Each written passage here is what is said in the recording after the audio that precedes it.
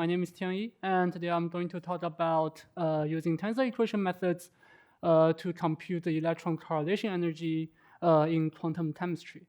So I believe this title is somewhat self-explanatory because we are going to use some type of numerical linear algebra to solve a problem in quantum chemistry.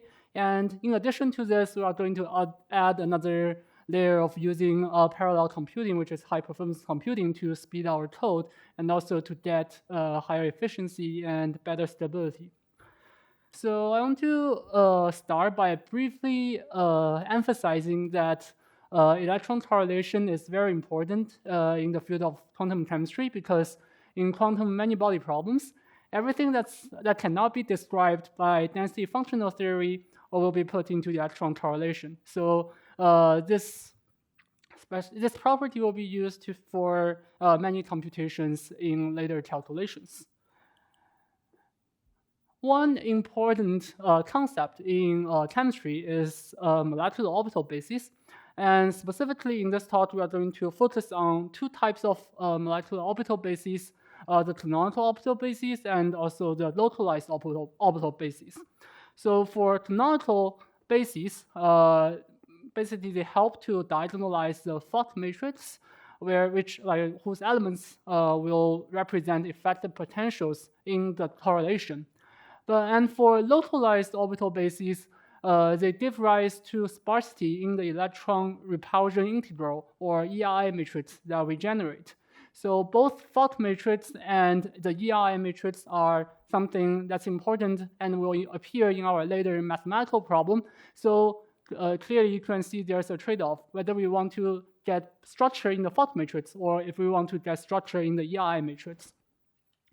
Here is an illustration of the two orbital bases that we use. On the left, we have the canonical representation, and on the right, we have the localized representation. And here, we use these blue and red clumps to denote the occupied and virtual bases as distribution functions. I'm not going to introduce what occupied and virtual bases are because they will be out of the scope of this talk. But you can think about them as like two other bases that we still use in chemistry. For the canonical representation, you can see that these blue and red clumps are just everywhere. They don't give any structures if we build the system and try to get something out in the ERI matrix. But for the localized representation, if we use some sort of localization scheme, we can see that these red clumps form into two balls, and the blue clumps form into two balls. So this means that all the information that we get in the final system will be clustered somehow, so that they will give rise to a lot of zero numbers in the system that we build. Here is a plot that showcases that we actually get sparsity if we use localization schemes. So we have, for the y-axis, this is the ratio of the number of non-zero numbers over the total number of elements that we have.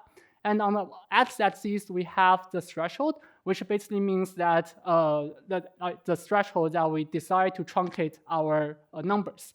So let's say if we choose the threshold to be 10 to the minus 6, then that means every number that's smaller than 10 to the minus 6 in the ERI matrix will get dropped. They will be considered 0. So this means that a lot of actual non-zero numbers will be considered 0 number, and this gives a lot of sparsity in our matrix. All these different curves are representing different orbital bases that we use. One important one is the blue line, and this represents the canonical representation, and you can see that for this representation, it has the most number of non-zero numbers.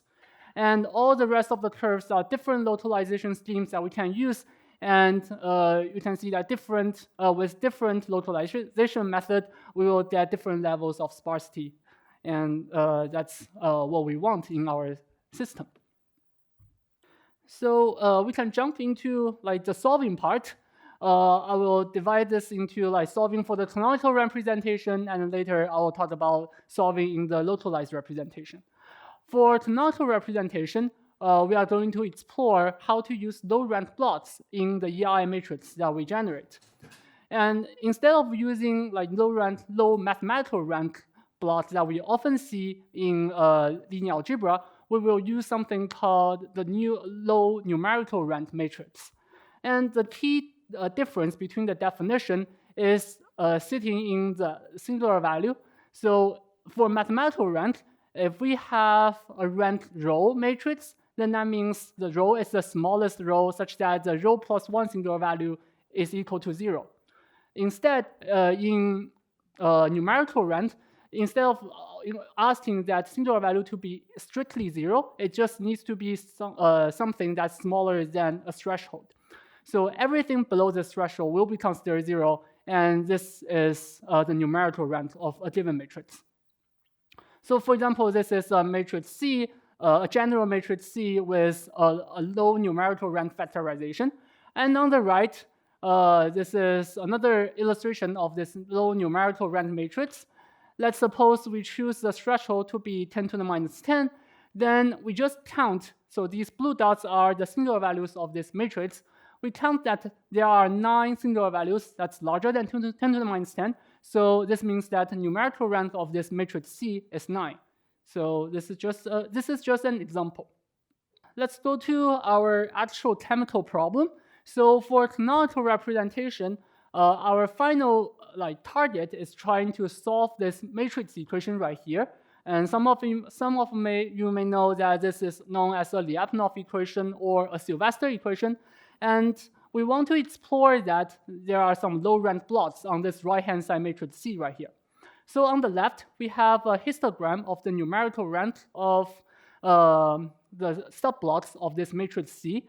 So you can see that on the top left corner, we have some low-rank plots. On the bottom right corner, these are mainly high-rank or full-rank plots. And all the rest of the plots here have rank somewhat in between. So using this partition of the right-hand side matrix right here, we can use low-rank solvers for these low-rank plots. And we can use direct solvers for these high-rank or full-rank plots. And based on the actual rank of the rest of the plots, we can choose to use either the low-rank solver or direct solver. So we compare this low-rank solver method with the direct method. For direct method, this means that we just use a direct method for all the plots right here. Complexity-wise, we know that the low-rank solver has a better complexity in terms of the below notation compared to the direct solver. And this is a very preliminary result for the test problems that we have. Invert is one indicator of the dimension of our problem. And you can see that for the test cases that we have from invert from around 50 to like 700, eventually our low-rank solver beats the direct solver. And we believe that when the problem size gets even larger, the margin will become larger and the low-rank solver will be better than the direct solver. Okay, so we can switch topic and talk about solving the localized representation. And here, instead of solving the matrix equation, we are going to solve a linear system. Since I advertised several times that with localized representation, we get sparsity, so we have a sparse right-hand side vector C right here. The problem with this sparse right-hand side C is that we know in linear system solving, in general, even if we have a sparse right-hand side, it doesn't guarantee that we have a sparse solution. So even C has a lot of non-zeros, T might be dense, and it might contain all non-zero numbers. And that's something that we don't want to see because we take all these efforts to build zeros, but we might eventually lose them. So something we want to see is that we want the solution T to have the same sparsity pattern as the right-hand side C right here. So we just enforce it. We lose some accuracy, definitely, by enforcing this sparsity pattern, but we get a lot of efficiency in computation. And in the next slide, I'm going to show you that this is actually pretty accurate. So the key building block for this algorithm is that there's a dense matrix, and we want to multiply it with a sparse matrix S right here. We do it by multiplying column by column. So suppose that we are taking a look at the first row, first column of this sparse matrix S. We spot all these non-zero numbers, and we take a submatrix of the dense matrix D, like following the same pattern as the first column of S right here. We do a dense 3x3 matrix multiplication, and we get 3 numbers, and we put it back into the first column of the solution R. In this way, R and S have the same sparsity pattern. And on the left here, I'm going to show you some results. On the left, this is an accuracy plot. So for the y-axis, this is the error between the energy that we compute versus the actual energy that we should get. And on the x-axis, this is again the truncation threshold that we use. And you can see that if we choose the truncation to be around 10 to the minus 6, then the magnitude of the error is around like 10 to the minus 5 to 10 to the minus 6, and that's something that we can accept in this specific application. On the right, we have some strong scaling results by using MPI to implement our sparsity enforced CG method. And we can see that when we get use more and more MPIs, we almost get linear scaling. I want to conclude by referring to this Jacob's ladder of chemical accuracy. Nowadays, all the methods that we use, including the method that we used in this talk, are in this rung 5 right here. Typically, methods in this rung has very high accuracy, but the scaling of these methods are very bad. So they will get eventually become very expensive to implement and to use. So the main takeaway of this talk is that for these rung 5 methods, we want to introduce matrix structures. That's from linear algebra. We want to introduce parallel computing so that we get accuracy, efficiency, and stability in all the problems that we build. And later, we might try to go for this heaven of chemical accuracy. I'll just leave it as here, and I'm happy to take any questions. Thanks. Great talk. Questions? Okay, I have a question. So how can you comment about the degree of sparsity of the matrices? How sparse they are? So the degree, the ERI matrix that we have right now, for system that's large enough, eventually we'll get linear number of non-zeros in the matrix that we have. Okay, and do you have any? Can you give any physical intuition why these matrices are sparse? So these are from a very early slide, jumping in this way. So you can see that here we have, so these things basically that they are clumped together, and they will denote, they will represent some kind of non-zero numbers. And that's not in this part because they are very far away. The electron correlation is very weak, and the numbers will be just considered 0 because they the correlation is not very strong. Yeah, thanks.